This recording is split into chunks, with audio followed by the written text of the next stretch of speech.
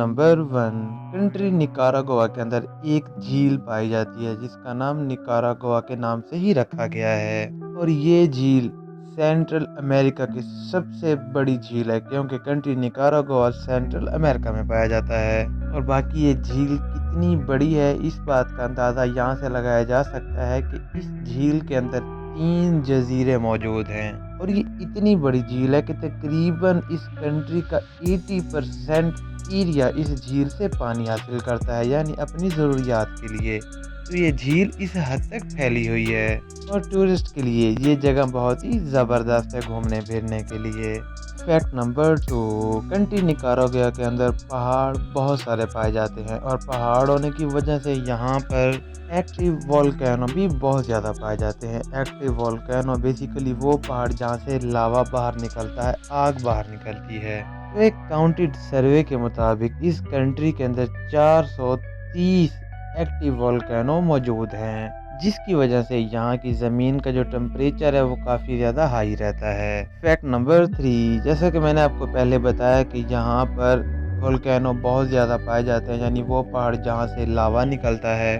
तो आपको एक बात बता दूं कि जब एक पहाड़ से लावा निकलता है तो वो उस जगह को काफ़ी ज़्यादा वाइब्रेट कर देता है, यानी इर्द गिर्द की जगह पर ज़लज़ला आ जाता है। तो इस लिहाज से वहाँ पे आए दिन 1 या 2 पहाड़ से लावा निकलता है, यानी रोज़ाना 1 से 2 जगह पर ज़लज़ला आता है। और इसके बावजूद ये वो कंट्री है जहाँ पे बारिशें भी बहुत ही ज़्यादा होती हैं। Fact number 4, country Nicaragua basically एक गरीब कंट्री है, एक गरीब मुल्क है। इस बात का अंदाज़ा हम यहाँ से लगा सकते हैं कि यहाँ का जो सबसे ज़्यादा कमाने वाला इंसान भी है वो हद $2 से $3 एक दिन का कमाता है और बाकी 50 to 60% लोग इससे भी कम कमाते हैं। तो कंट्री निकारागुआ बेसिकली गरीब ममालिक की लिस्ट में मौजूद है। फैक्ट नंबर 5, इस कंट्री के अंदर एक अजीब रूल है कि आप कुछ भी खरीदें या फिर आप कुछ भी बेचें, आप बेचने और ख़रीदने की कीमत पर 15% टैक्स आपको देना पड़ेगा उसी टाइम।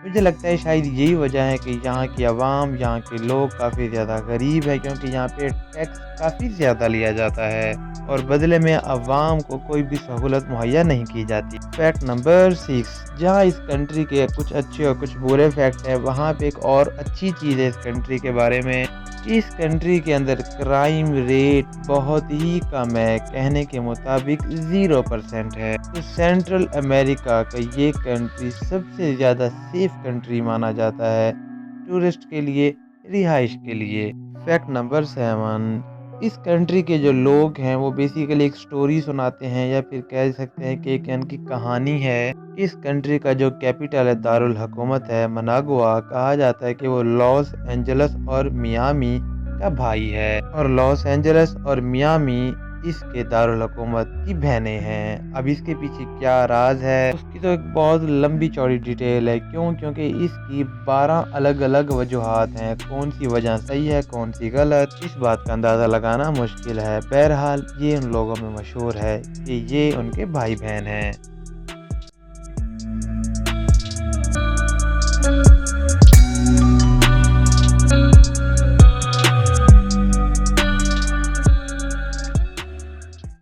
फैक्ट नंबर 8, एक बहुत ही ज़्यादा इंटरेस्टिंग फैक्ट इस कंट्री के बारे में कि अगर आप इस कंट्री को विज़िट करते हैं तो आपको एक चीज़ मालूम होनी चाहिए कि अगर आप टैक्सी रोकते हैं या फिर आप टैक्सी बुक करते हैं तो आपको एक बात का पता होना चाहिए कि वो गाड़ी जिसके ऊपर लाल यानी रेड नंबर प्लेट होती है वो टैक्सी होती है। तो इस कंट्री के अंदर टैक्सी की पहचान इस तरह की जाती है कि उसकी नंबर प्लेट रेड हो।